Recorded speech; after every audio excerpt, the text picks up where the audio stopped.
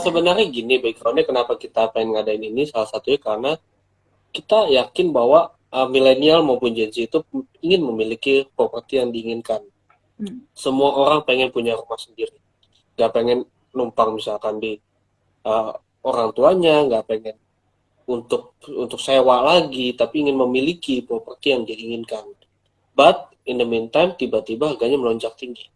Di beberapa lokasi itu udah harganya melonjak tinggi. That's why kita buat webinar kali ini dengan alasan bahwa kita ingin membantu milenial dan Gen Z untuk teredukasi secara finansial dan bagaimana dia bisa mendapatkan rumah yang dia inginkan atau properti yang mereka inginkan, entah untuk disewakan atau untuk dimiliki untuk ditinggali.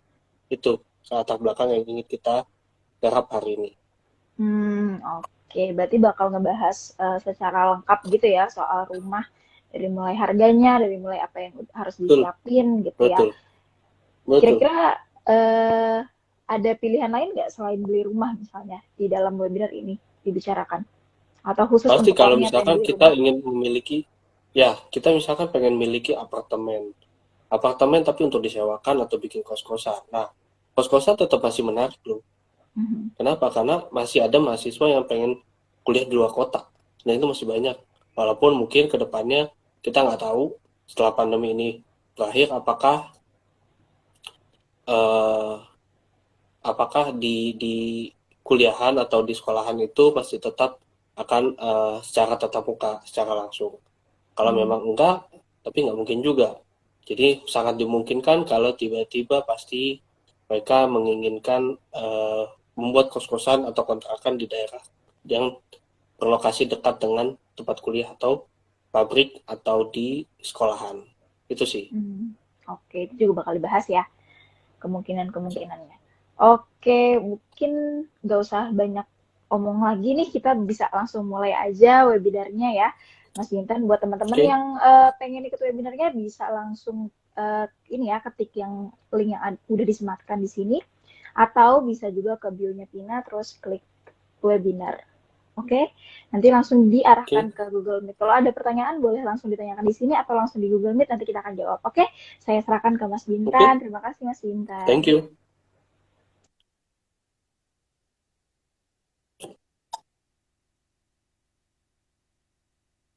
Selamat datang semuanya. Selamat malam. Thank you Pak Peter sudah Hai, hadir. Halo Pak. Halo everyone. halo, Selamat malam. malam.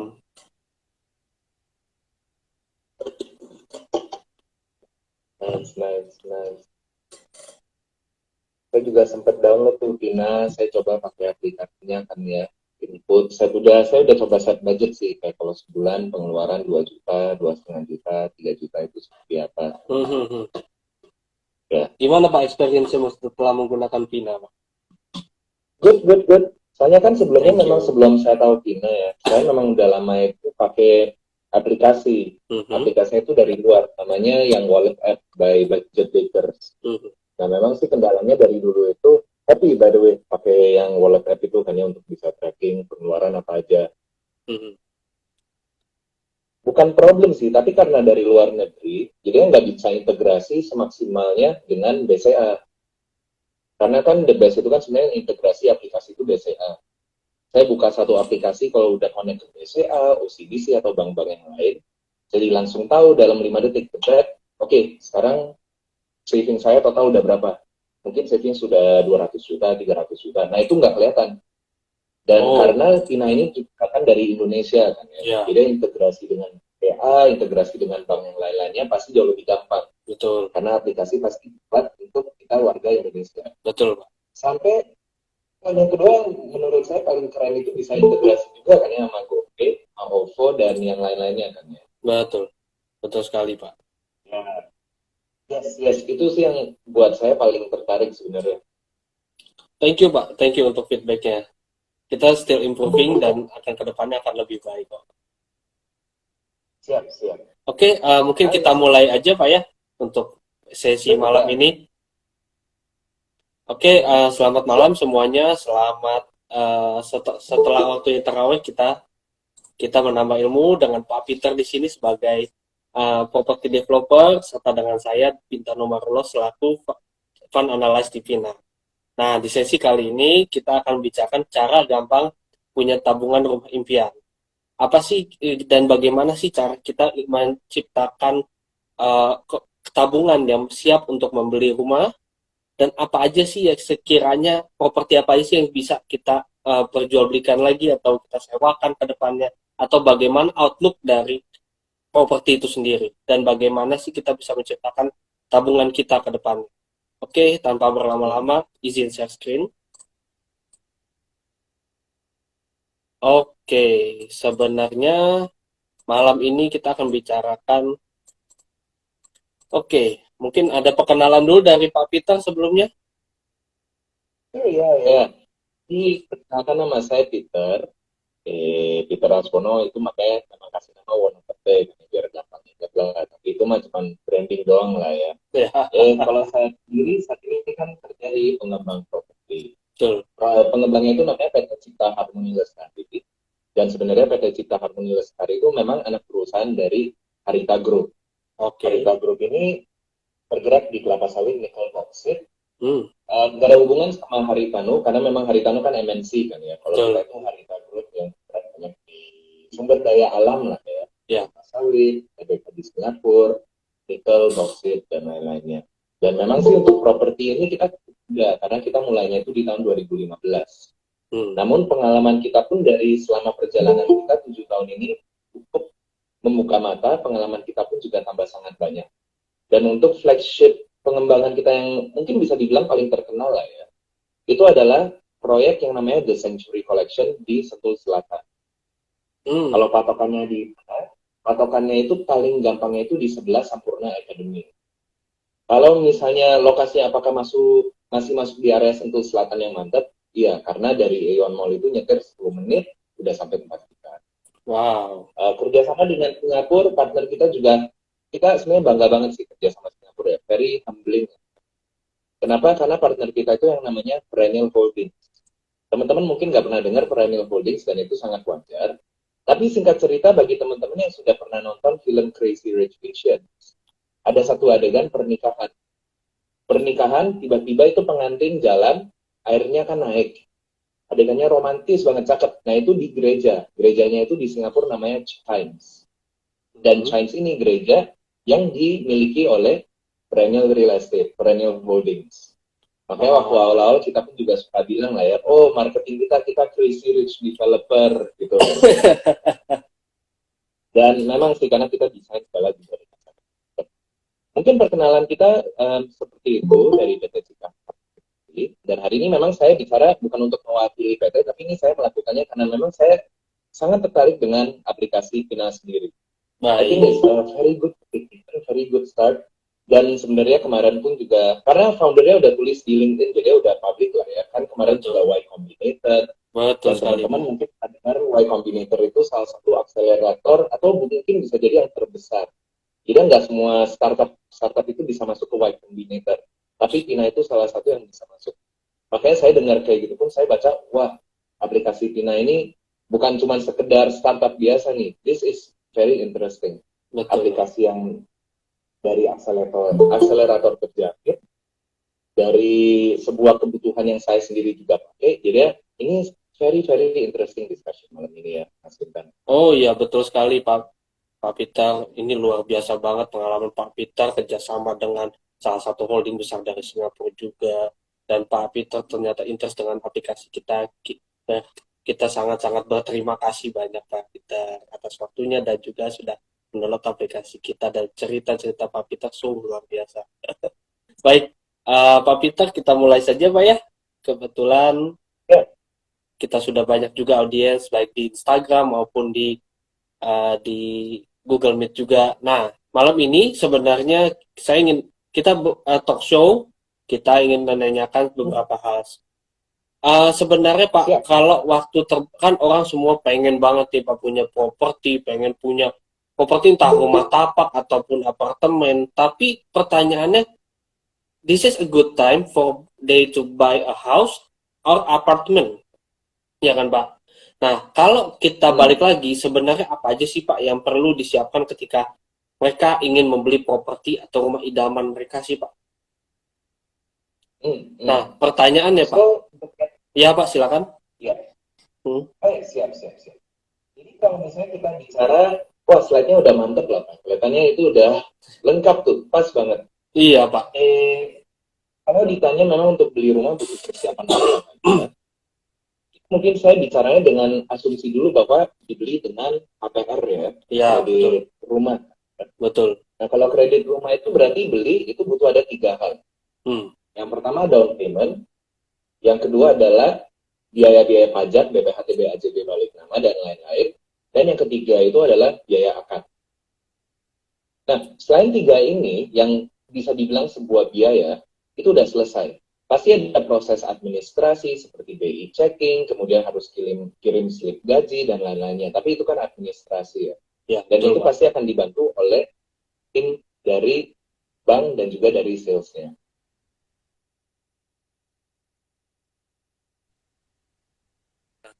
Kalau misalkan gini Pak, orang pengen tahu nih Pak, kira-kira kalau misalkan dipikir-pikir ulang, aduh saya pengen KPR deh, tapi pikir-pikir down paymentnya berapa Pak ya yang bagus ya Pak ya? Baik, jadi untuk down payment sendiri kan memang beda ya. Ya singkat cerita kalau misalnya down paymentnya awalnya bayarnya lebih banyak, banyak lebih murah. Dan saya rasa itu memang sesuatu yang teman-teman kalau mau beli rumah udah pasti pinjaman makin dikit ya. Tapi saat ini kita di periode di mana sebenarnya banyak developer yang memberi sebuah bisa dibilang promosi atau leluasa untuk beli rumah tanpa bayar DP, tanpa bayar biaya akad, tanpa bayar BPHTB, HCB, dan biaya balik. Nah, kebetulan, Mas Gita udah di-connect, kan wifi-nya dong. Enggak. Jadi untuk aman Pak. itu, barusan nggak di-connect. Iya, nggak di-connect. Mantap. Jadi sekarang ini, apalagi di area Tangerang ya, Tangerang Selatan, Betul Pak. itu banyak sekali yang memberi booking fee mungkin 10 juta udah langsung akad kredit. Artinya apa? Artinya developer membayarkan DP-nya atau mungkin bisa dapat DP dan juga bisa dibayarkan biaya akadnya dan juga dibayarkan BPHTB, ASB, dan biaya balik. Artinya apa? Booking fee 10 juta, jebret akad kredit langsung bisa pindah ke rumah. Semudah itu Pak. Apakah ada nggak sih Pak nominal pastinya Pak? Nggak mungkin ada ya Pak? Atau persentase aja? Kalau nominal pasti kita bicara dari nominal pasti BPHTB, ASB, dan biaya akad atau apa ya?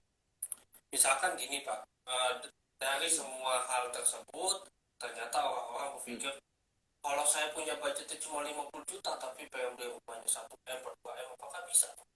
Atau dia harus mempersiapkan lebih dari semua itu? Ya, yang paling gampangnya itu adalah, dan ini berlaku untuk teman-teman yang mungkin kaum milenial, mas dan atau 30 tahun ke bawah. Cara paling gampang itu adalah total plafon yang bagi 5 gaji harus paling. Wow. Jadi contoh simpel, mungkin kalau misalnya plafon itu kan contoh di rumah yang plafonnya 1 miliar ya. Ya. Tetap aja udah termasuk BPHTB, termasuk biaya akan 1 miliar. Artinya gaji setiap bulannya itu sama dengan minimal 1 miliar dibagi sama dengan 11. Kalau Itu boleh yang paling kalau boleh tahu Pak, dari 57 itu dari mana Pak angkanya? 57 itu adalah formula yang dipakai untuk payment berdasarkan present value. Nah, saya nggak tahu mungkin dari teman kalau misalnya pernah ambil dan kelas finance itu udah diajarin. Kan kalau misalnya rumusnya itu present value berapa dibagi dari berapa. Ya, bulan itu ada penambahan dan pokok. Tapi kalau misalnya mau dihitung di Excel juga bisa pakai formula payment, PMT. Nah, dengan PMT ini artinya ada 2 variabel yang kita, atau 3 variabel yang butuh dimasukkan. Dari rumahnya berapa, dan awalnya berapa, dan yang ketiga itu adalah tenornya berapa tahun. Mana karena dan anggap aja nggak ada cicilan lain lah ya, sebenarnya nggak ada cicilan.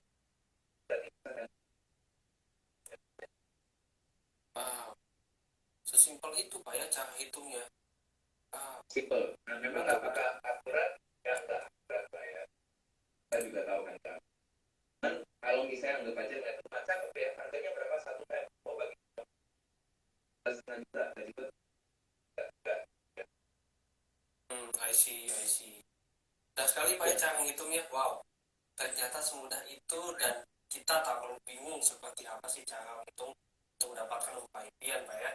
Nah, selanjutnya nih Pak, orang-orang kan bertanya Pak, tapi oke lah, kita setelah punya properti, dipikir ulang, saya itu tinggalnya, saya pengen punya properti kedua, ketiga, keempat. Ada yang ingin disewakan, tapi ada juga yang dijadikan tempat tinggal lagi Pak. Contoh nih Pak ya, rumahnya pengen ditinggalkan lagi, nanti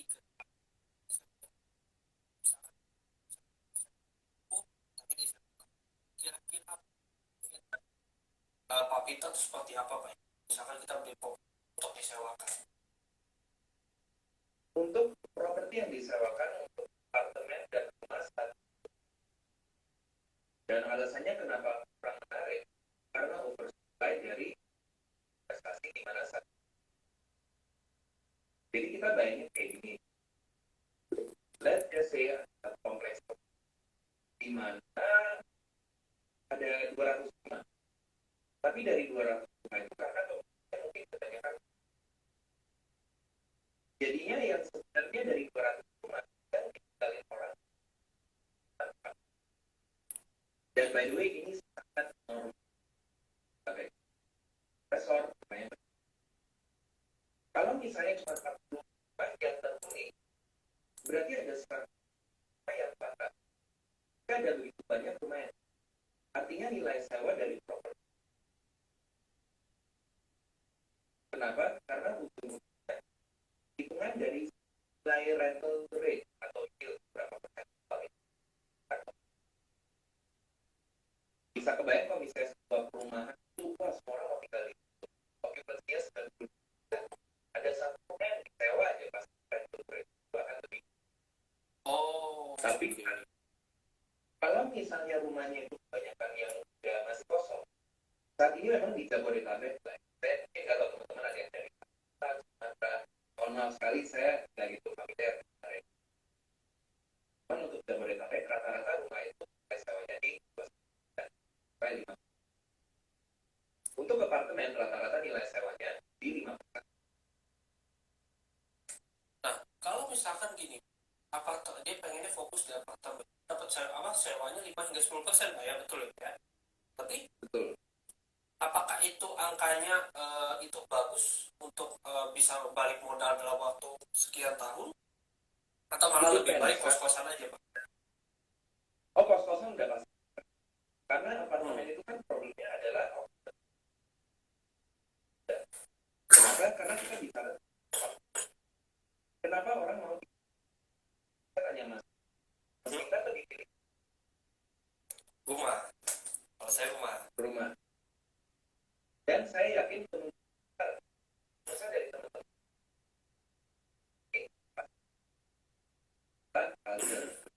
ya budayanya memang di mana. Ya, betul. Kalau orang mau tinggal di apartemen, jawaban singkat apartemen itu yang berdekatan. Jadi contoh, cuman sayangnya saya itu kerja saya itu pagi-pagi berkesauan adalah saya di apartemen itu tas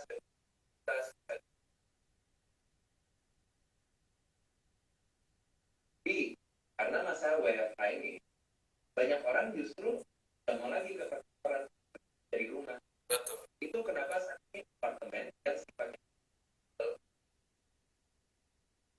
Sejak pandemi saya nggak ada sejak pandemi berarti semua okupansi apartemen itu drop Pak ya?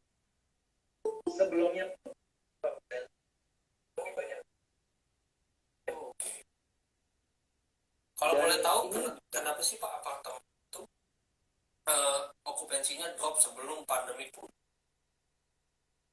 Udah oversupply kebanyakan karena ini kan banyak, kalau kita bicara dari kita murni bicara dari hal yang dekat, tapi problemnya adalah kalau kita bicara dari pengembang, banyak pengembang yang yaitu oh saya apartemen karena Oke. dan ini sering kejadian. Makanya kalau misalnya lihat banyak pengembang karena pengembangnya oh kita, saya nggak bilang lokasi kita tahu di mana dari orang lain dan dari pemilik tanah, wah bapak bangun aja biar harga tanah, oh iya ya kita bangun apartemen, apartemennya tidak ada market galak. Betul, betul. So that is why the big problem adalah bangunan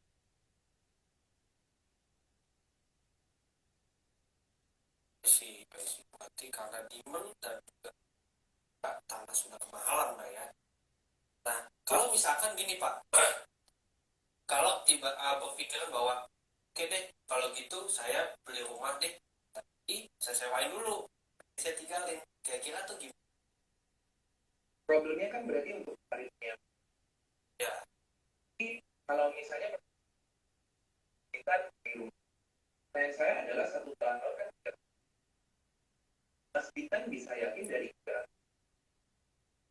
berapa hari bakalan paling cuma dan untuk 50% Pak. Toplah 50%. 50 berarti itu kan sifatnya kayak Airbnb ya orang juga ada yang sifatnya yang sewanya langsung kontrakan setahun Betul. kan ya. Oke.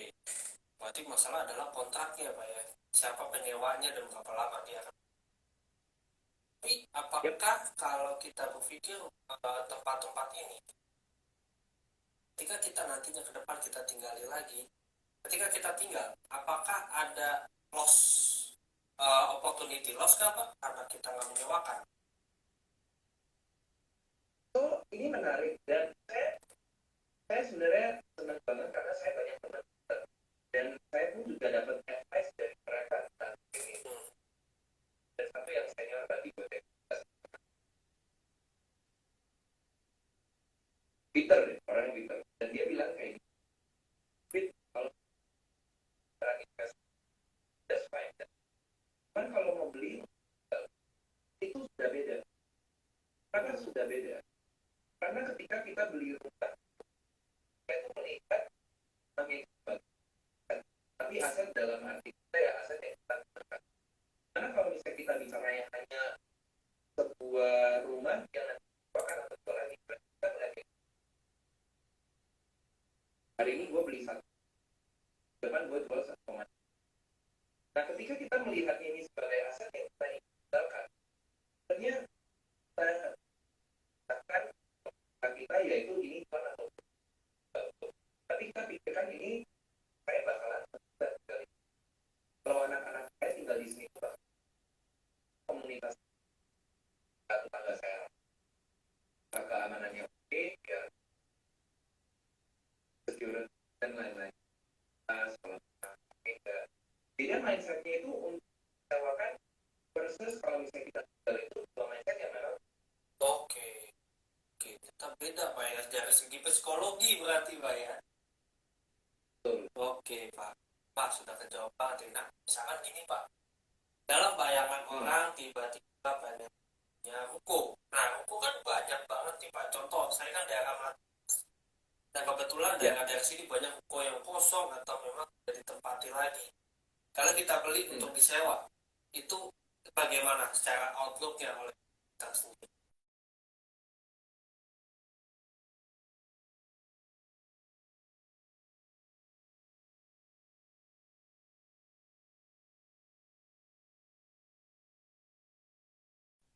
Betul. Apa yang anggap aja sekarang itu dan dia memang hukum, dan dia udah tahu bahwa dalam omset dia, kalau omset dia 100 juta berarti tahun 1,2 miliar. Betul. Pertanyaan saya adalah dari 1,2 miliar itu berapa besar yang dia anggarkan untuk dia bayar ke BSA? Oke.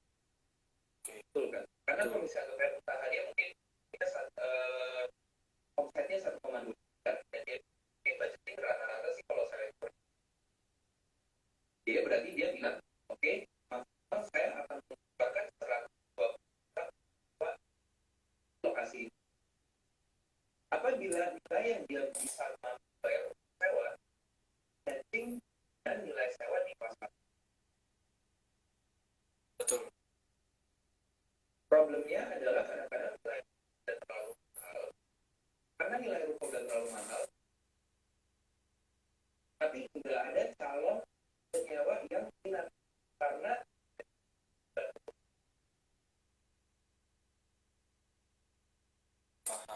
Berarti balik lagi ke dalam usaha apa sih yang bakal ditempati di situ, Pak ya? Kira-kira omset mereka berarti. Oke, Pak, itu udah Betul. terjawab luar biasa. Mungkin untuk teman-teman yang ingin menanyakan hal-hal lain terkait properti, saya beli, silakan kerja. Oke, Pak Peter, betul. Lagi nih, Pak. Ini selalu pertanyaan ini akan muncul, Pak. Kenapa harga rumah terus meningkat sih, Pak?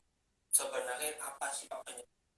Apakah karena kenaikan harga properti? Tapi masa juga per tahun, Pak? ini menarik ya, karena saya baru video TikTok kenaikan properti pas banget sih. Ya. Ya. Harga properti itu kan terdorong. Yang pertama,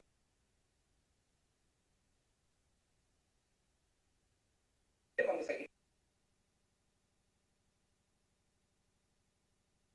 2 tahun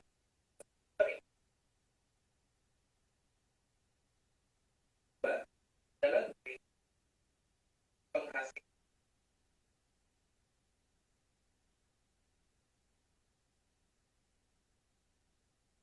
terlalu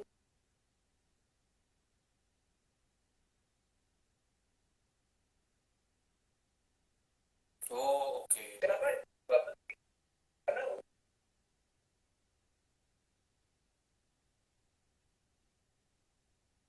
banyak transaksi properti.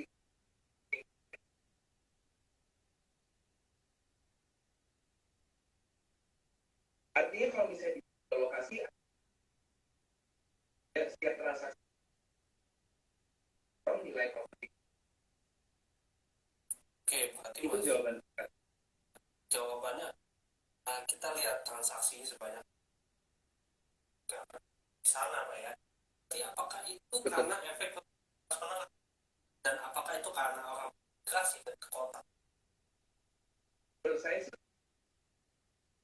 dan yang pasti orang bermigrasi itu yang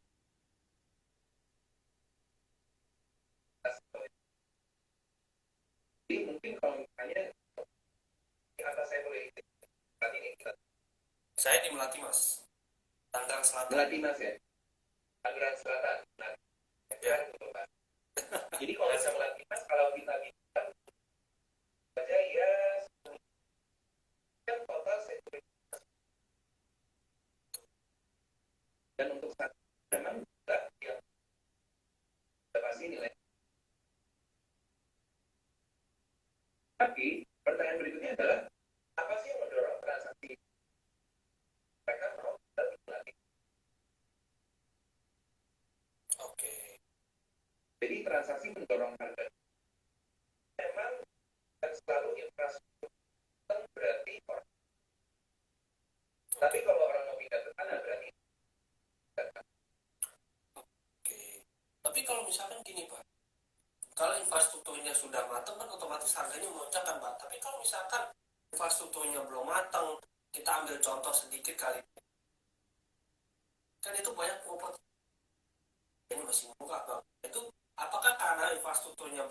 jadi harganya masih murah atau bagaimana Pak?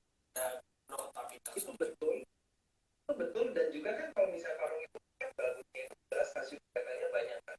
betul. Jadi apa ya, Fiber, habis itu ada apa tetap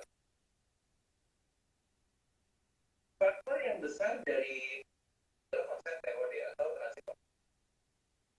Kenapa itu penting? Karena ujungnya untuk teman yang tinggal di area Papua, kemungkinan besar kalau ke kantor itu ya saat ini mah, tapi tren ke depan itu pasti akan banyak ke kereta. Betul. Jadi pembangunan infrastruktur ada orang-orang yang tinggal di sana adalah dengan kereta api. Oke, berarti karena ada atau infrastruktur itu sangat menunjang berarti Pak ya, harga akan naik ya Pak ya. Baik. Kalau misalkan gini Pak, ada juga yang beranggapan bahwa lahan di Jabodetabek makin menipis. Itu benar nggak tuh Pak? Atau malah sebenarnya kita terlalu Jabodetabek sentris kalau kita melihat sebuah properti. Kalau menipis sih untuk Jabodetabek saat ini saya setuju. Kalau misalnya kita bilang Pulau Jawa ya. Betul. Dan waktu kita bilang yang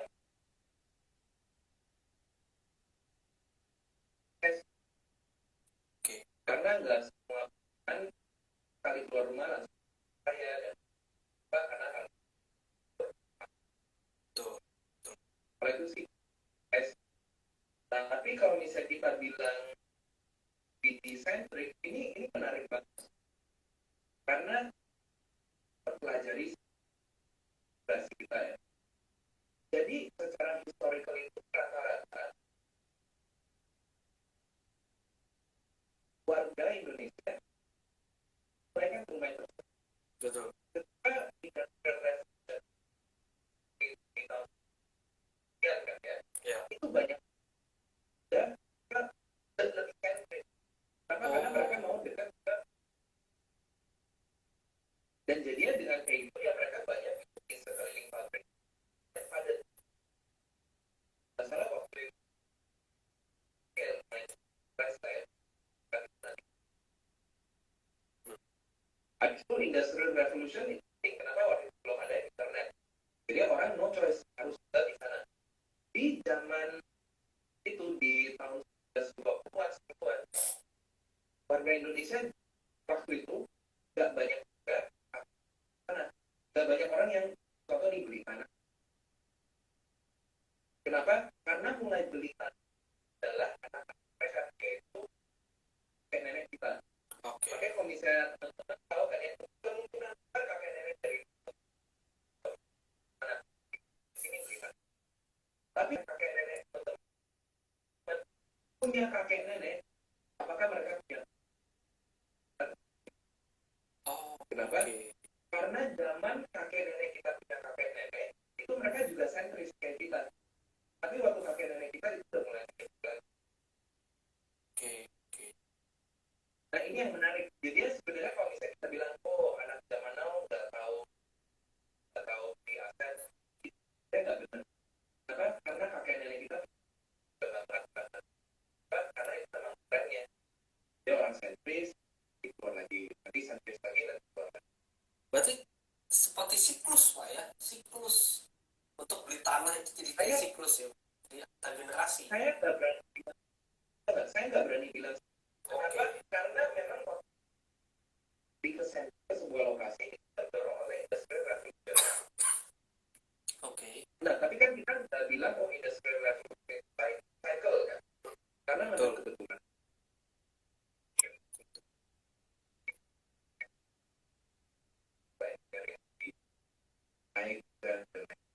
Oke. Wow, itu menarik banget Pak. Saya juga baru belajar Menarik, dari ya? Pak Peter tentang migrasi itu ternyata beda itu ya, tidak semata-merta bahwa generasi saya juga suka beli tanah, suka beli kok. Sudah pernah terjadi sebelumnya. Yep. Oke Pak, oke, terjawab. Nah, gini Pak, misalkan kita udah tahu mau beli properti seperti apa. Nah, untuk mempersiapkan beli rumah impian ini kan ada dua pilihan Pak. ada yang mau pakai KPR atau yang mau beli cash. Kalau saya tanya nih Pak, kalau menggunakan KPR dengan itu pros and cons seperti apa sih Pak? Dan apa aja? Pros and cons sebenarnya simpel. Kalau saya bayar DP, sebenarnya bayar DP, sebenarnya. Oke, Yang paling utama sih, oke. Tapi kalau konsnya apa nih? ya kalau beli dengan kebalikannya sih. Kalau ada bayar DP, sebenarnya. Oh, oke. Kalau misalnya nggak bayar DP, sebenarnya kebalikannya sih. Tapi gini Pak, kalau misalkan, betul Pak, kalau misalkan kita menggunakan, ada nggak sih Pak, apa betul resiko dari humanis kita itu tetap ada walaupun kita tanpa atau dengan DP? Oh, dua-duanya ada dua ya. Oh, oke. Tapi kalau misalkan nih Pak, ini ada pertanyaan konyol nih Pak. Dalam pikiran orang pasti gini, nanti rumah gue disita, furniture-nya gimana Pak? Konyol aja sih Pak, pertanyaan konyol. Ini furniture gue gimana nih kan gitu Pak? Ada beberapa customer karena itu saya rasa sebenarnya itu Oke. yang mikir bukan Wow. ya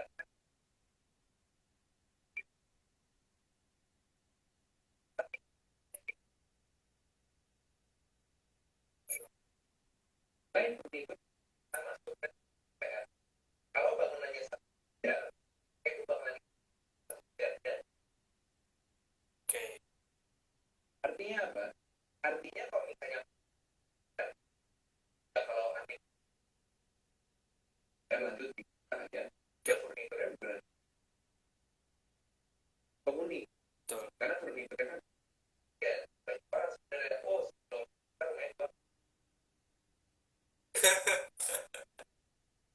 Jadi itu udah pertanyaan yang publik sekali Pak ya, bukan rahasia umum, udah rahasia umum ya kalau bertanya seperti itu Pak ya. rahasia.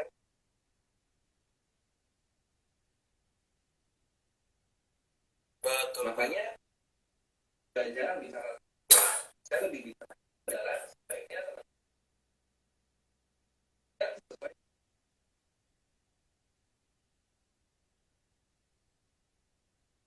dan itu udah pasti kan banget.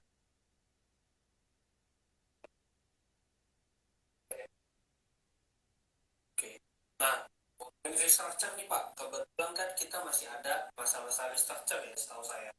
Itu konsepnya gimana sih Pak? Atau kredit Sure. tapi kita bisa gitu. Ya ujung-ujung kalau kita bisa ini itu kan adalah kita minta di tenor Oh, kita ya, pilih antara dua itu Pak. di antara kami. Tapi kalau misalkan tenornya panjang, apakah bunganya besar Pak? Sorry Ralan, beda kan beda ya, beda jauh. Problemnya kan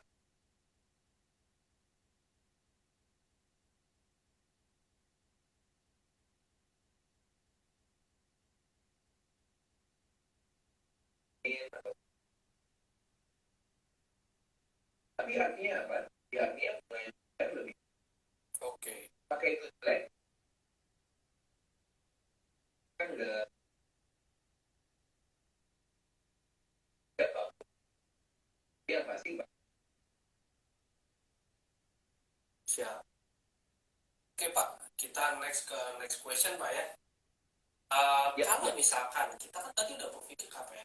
Kalau misalkan kita beli cash, apa sih Pak pros and cons? Oh, kalau cash itu kan pokoknya kan udah pasti. Betul.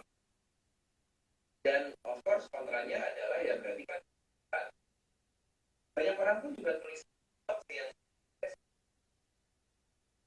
saya bangga lah sama orang. Pak ngerti kan ya, kalau misalnya uang cash tapi kita masukin ke rumah, tapi modal kita yang kayak kita. Oke, betul. Oke, Betul. berarti sesimpel itu tapi- aja berarti guys. Tadi Pak. Saya tambah satu poin lagi ada di kondisi dari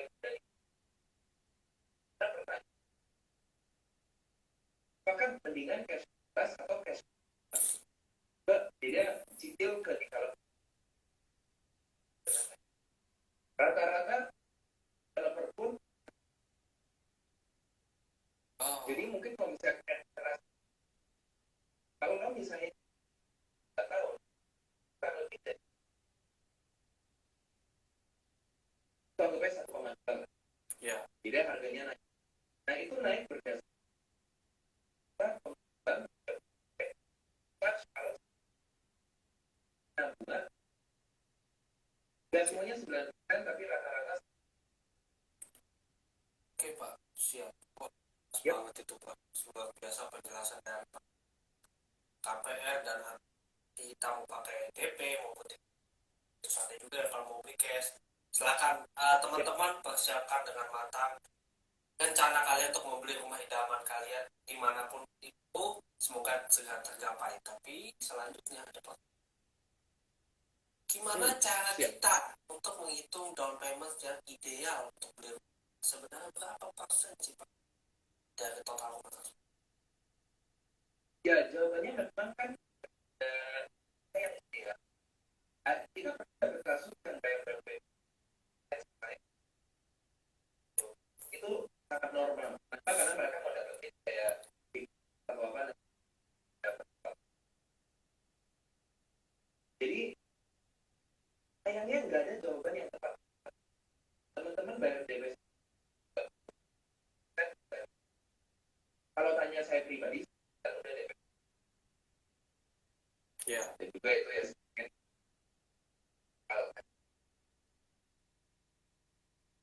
Tapi nggak ada angka DP yang best. Berarti harusnya disesuaikan dengan kondisi keuangan kita sendiri berarti Pak ya? Yap. Oke. Tapi kalau misalkan gini, kalau kita pengen hitung harga rumah dari gajian tadi kata Bapak 57, mungkin bisa diulang lagi nih Pak, mungkin rekan-rekan belum melihat tadi Pak mungkin belum mendengar bagaimana Pak Peter terkait cara hitung harga rumah dari gaji saat ini. Itu idealnya berapa sih KPR bisa kita ambil berdasarkan debt to income kita? Ya, jadi untuk hitungan yang super kasar adalah nilai rumah dibagi 5 gaji kita. Oke. Dan itu adalah dengan asumsi tenor 20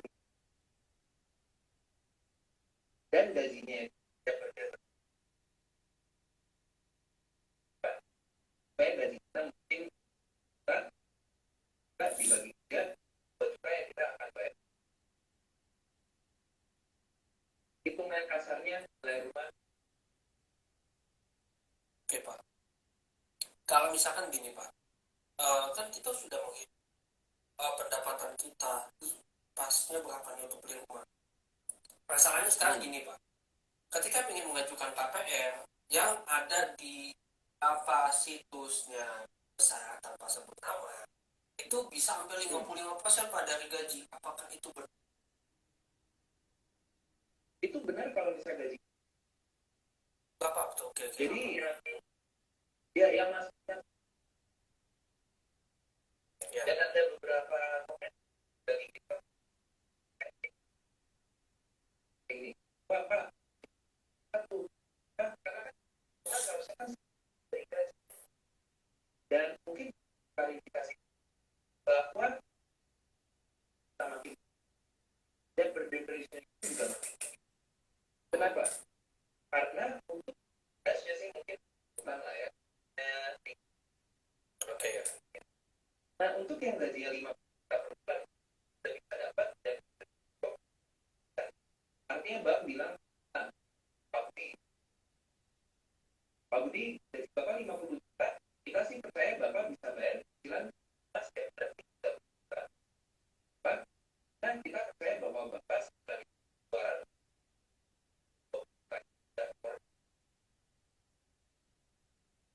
Artinya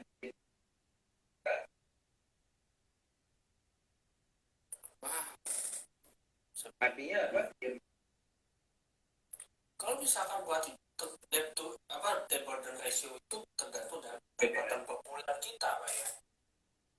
Betul. Itu ilmu baru. Makanya Pak. Nah kalau boleh nih Keren Pak, ya, keren. betul itu keren banget. Nah, tapi ada juga nih Pak yang mempertanyakan begini Pak. Misalkan, tapi Pak, kalau boleh tahu nih Pak, kan Pak Peter sempat menyebut debt to burden ratio-nya sampai 70% di rumah Vanya Park itu Pak. Itu penjelasannya gimana sih Pak? Ya. Iya, itu interesting sekali dan buat kita juga dari tim Pina pun pertanyaan bisa 70%. Kalau boleh tahu. Sure. Jadi kan pertanyaannya kayak gini ya. Kita pilih rumah yang di Linden Apart. By the way, saya fans banget sama Napa Park. Very good itu fans sama dia. Dan harga rumah mereka itu di 19 miliar. Pertanyaannya simpel. Kalau 19 miliar mau beli rumah, jadi saya harus berapa? Nah, rumus saya yang barusan dibagi 50 adalah apa? Karena dibagi 50 adalah dengan asli debt burden ratio di 33. Tapi di Napa Park itu kan memang targetnya sangat terbaik. Artinya bulannya itu sebenarnya sudah pasti gaji orang yang di atas 100 juta per bulan. Sudah pasti. Di atas 100 juta debt burden ratio dari bank. Artinya dari 100 juta gaji per bulan itu mereka bank itu keras bahwa kalau pembeli rumahnya bisa menyicil setiap bulan bisa 25 juta ya untuk berdasarkan estimasi saya itu untuk beli Linden Napa Park gaji setiap bulan harus minimal 167 juta per bulan Pak pendapatan. Wow. Semoga ada salah satu orang di ya Pak. Ya, tapi kalau misalnya pakai formula saya yang awal, kalau dibagi 50, hitungnya udah sampai 300 juta, itu nggak mungkin. Nah, berapa? Iya betul Pak, betul. Semoga aja di webinar kali ini ada pendapatannya tiba-tiba melonjak seperti itu, beli di Vanya Park Pak ya. Nah, kebetulan slide kita sudah habis nih Pak, ya kan? Nah, kalau boleh nih Pak, ada tanya jawab nih Pak di kolom komentar kolom chat kita. Beberapa pertanyaannya simpel nih Pak. Ini luar biasa banget pertanyaan-pertanyaannya. Kok kalau saya gaji kurang dari lebih 3 juta tinggal di Jogja, apa bisa? Baik. Jadi kan kalau misalnya kita estimasikan 3 juta dikali 50 juta, kan berarti dapat berapa? 100 juta kan ya? Ya. Saya itu nggak ditumpahkan dengan Jogja. Jadi saya nggak tahu apakah ada 100 juta. Kalau ada ya seharusnya kita. Namun saat ini sih memang kayak gini ya. Saya sebenarnya lumayan suka dengan konsep rumah subsidi. Pertama, rumah subsidi adalah sebuah produk yang memalukan. Karena rumah subsidi itu memang sangat membantu warga Indonesia. Kalau misalnya kita samakan seperti Singapura itu kan housing development board ya, DB yang banyak apartemen. Betul. Dan 70% dari semua orang Singapura tinggal di Indonesia. Karena memang itu dibuat untuk warga Singapura, orang kita tinggal. Dan saya melihat rumah subsidi itu bukan sesuatu yang memalukan, tapi yang sangat membantu kita. Bagus. Saat ini itu pemahaman saya untuk bisa beli rumah gaji itu selama gajinya di bawah 8 juta masih bisa. Ini mohon koreksi ya karena saya nggak expert di rumah. Tapi artinya apa? Artinya ya kalau up to 8 juta bisa beli rumah, ya by all means. Itu kan sebuah aset yang kan memang Betul Pak, betul. Karena itu juga jadi program pemerintah untuk supaya warga negaranya memiliki rumahnya Pak ya. Ya, itu betul. Semoga Planson Mayades itu terjawab pertanyaannya. Nah, ada lagi nih Pak, dari Dana Vincent. Bagaimana jika suatu daerah banyak rumah yang dibeli hanya untuk disewakan kembali? Seperti BSD ini Pak. Apakah harga di daerah tersebut akan naik? Kalau naik terus, maka semakin sedikit pembelinya dong. Atau justru pembelinya adalah investor semua ya? gimana tuh? Lihat sih, ini paragrafnya lumayan itu ya, bagus banget. Iya, Saya iya. coba proses. Apakah harga di daerah tersebut? Oh ya betul, misalnya kan kalau kita bicara secara garis besar kan harga properti naik kan transaksi investor atau investor ya kan risiko.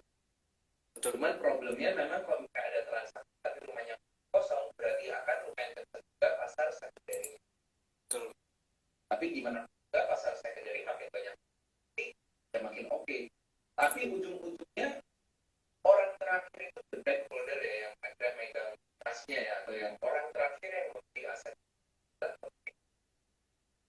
dan investor kemungkinan. Oke.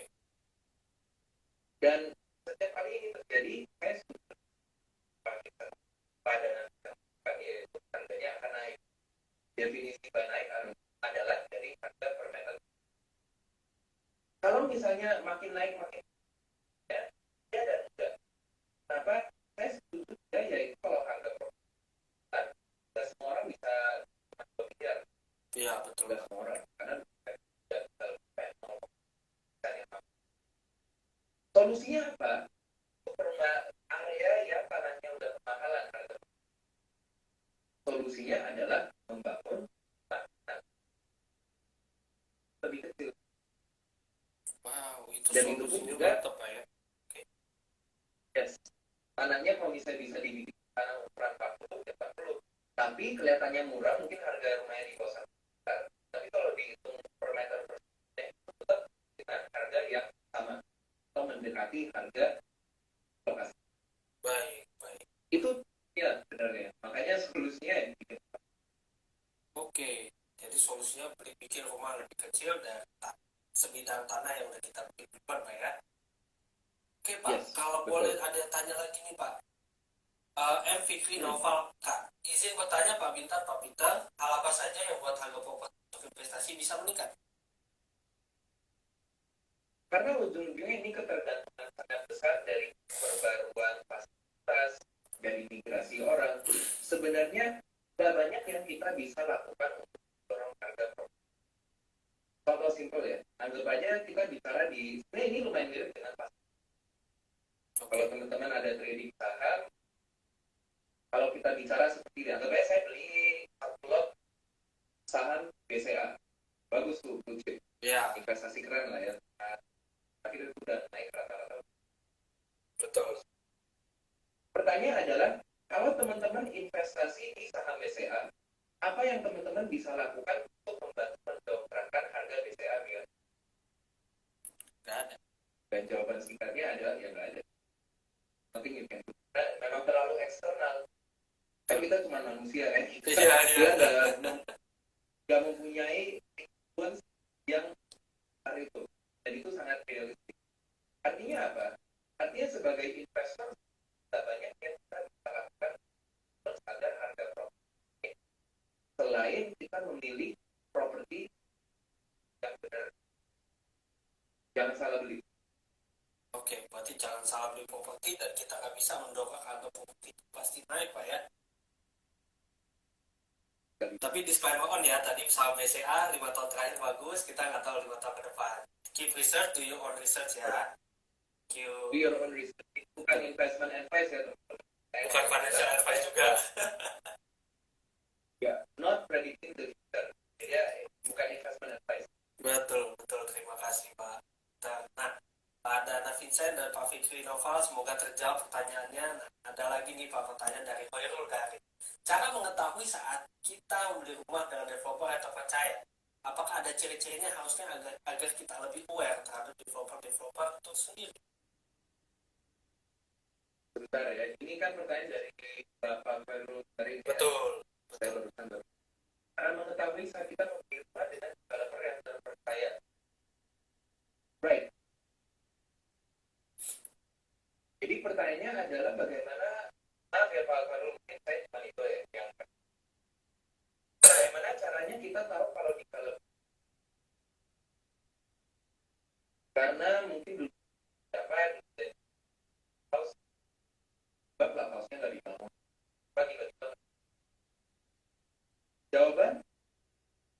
Yang paling singkatnya, saya pernah dan ada dua hal.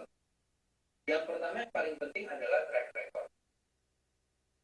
Kalau misalnya pengembang selama sebulan terakhirnya itu jadi, kemungkinan besar di pengembangan ke-11-nya itu juga akan.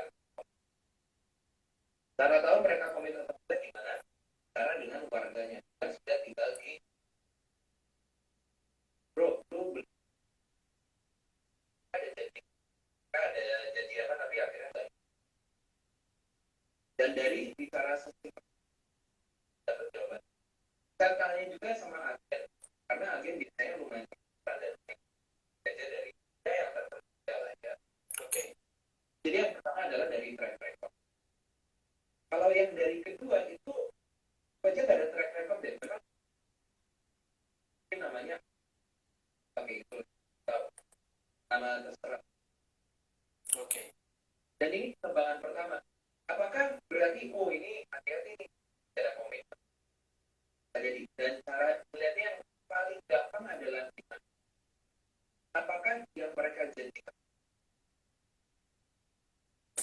apa yang saya maksud itu artinya teman-teman pun sebisa mungkin estimasikan di perusahaan di bank telah keluar berapa banyak untuk membangun rumah.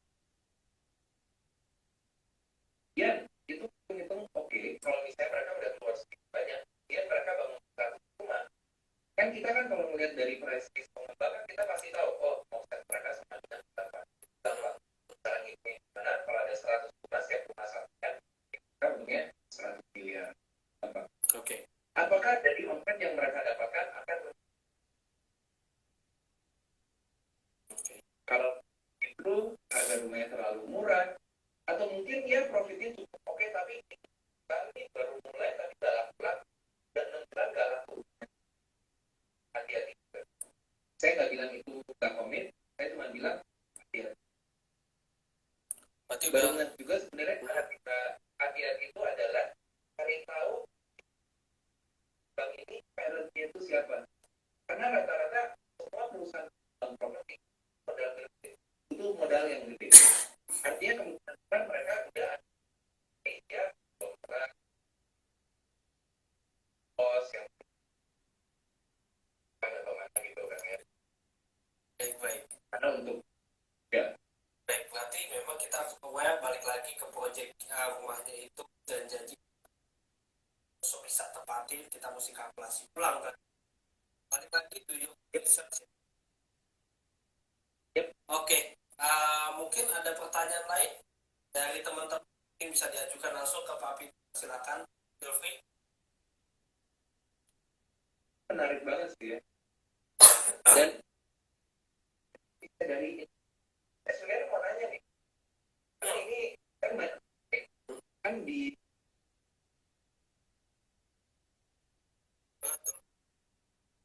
dan financial goals itu kita ngeliat itu ada tombol financial goals.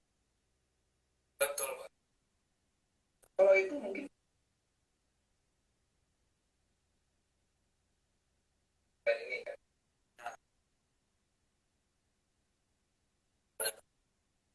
Financial goals. Boleh banget, Pak. Oke, izin saya jelaskan, Pak ya. Jadi financial goals yang ada di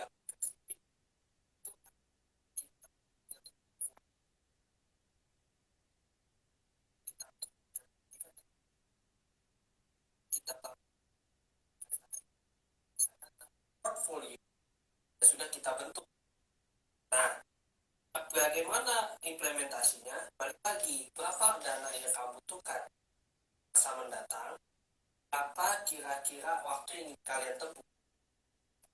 12 bulan hingga 6 bulan atau bahkan lebih? Itu kalian bisa menentukan sendiri. Nah, kalau kalian ingin menciptakan proses sendiri, itu kita coming soon ya. Untuk financial goals syariah juga kebetulan kita coming soon. Kita pastikan semuanya terintegrate di aplikasi kita untuk goals. Tapi untuk saat ini kita goalsnya itu masih berdasarkan dana. Dan kita cek kembali bagaimana profil resiko kita pribadi, apa kita kita sangat konservatif, yang dimana kita tidak kuat melihat fluktuasi harga dalam waktu harian. Kita suka pertumbuhannya cepat, turunnya juga nggak masalah terlalu besar, yang penting besar sekali cuannya, intinya tuh gitu Pak Peter. Apakah sudah menjawab? Sangat menjawab. Terima kasih. Oke, mungkin ada pertanyaan lain dari rekan-rekan semua yang ada di sini, silakan. Dari yang Bapak just share nih, Udah dijawab. Financial goal syariah coming soon ya. As soon as possible kita akan update. Nanti kita sharing, kita juga akan update di Instagram kita dan semua sosial media kita. Kalau sudah ada financial goal syariah. Itu high demand juga, kebetulan Bapak. Ada lagi pertanyaan mungkin dari rekan-rekan semua, bisa mau bicara langsung, maka tuh. Sebelumnya nih Pak, kalau boleh tahu Pak, kalau kita mau yang notabene gini Pak, kita pengen KPR, tapi KPR antar KPR bank syariah dan konvensional itu apa sih Pak bedanya? Dan lebih baik mana kalau menurut pandangannya Pak Peter? Saya lupa bank syariah jalannya seperti apa. Kalau bank syariah itu pemahaman saya kan dari nilai pokoknya dari Nah itu kebetulan saya belum tahu nih Pak, nah makanya saya bertanya nih. Oke. Yes. Maaf banget teman-teman, saya memang nggak gitu expert ya. Tapi mungkin saya klarifikasi dari yang pemahaman saya karena untuk Baik. ya kalau Silakan share aja. Kita sangat bersyukur kalau ada yang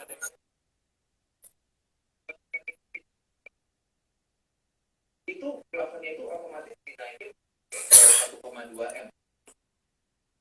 Dia dari Oke. karena ada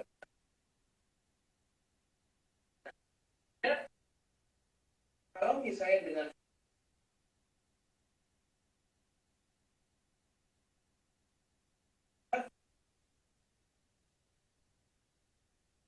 apa yang saya maksud? Kalau nilai cash trust kalau tunai dari nilainya sebenarnya kan 9%. Jadi ya kalau misalnya ada sistem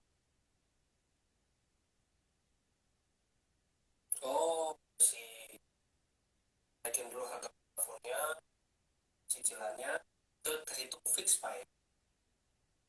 betul. Nah kalau misalkan Nah, gini Pak, pemahaman saya kalau misalkan gini Pak, yes. kalau ke pengembang langsung itu yang saya pernah dengar, mungkin salah dengar, ada beberapa developer yang notabene agak nakal untuk masalah cicilannya ini sendiri Pak. Itu bagaimana kita menyikapinya atau gimana cara kita bisa aware terhadap seperti itu? Ini menarik dan apa saya boleh tanya Mas yang Mas seperti apa? Soalnya kebetulan yang saya boleh ini sorry. Ya, tapi jangan bilang apa Enggak, saya sebut, saya juga lupa nama pengembangnya apa. Jadi dia menaikkan bunganya tiba-tiba.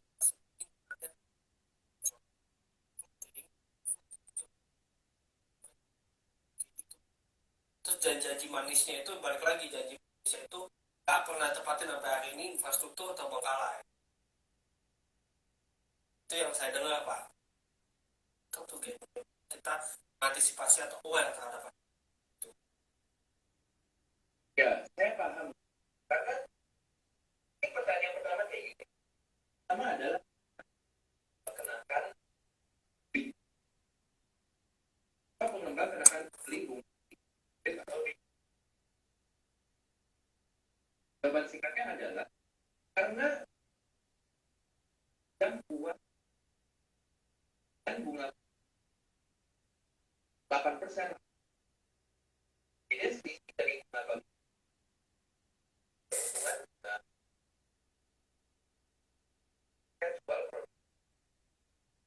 Oke. saya bayar bunga ke Oke. kalau misalnya ditanya dia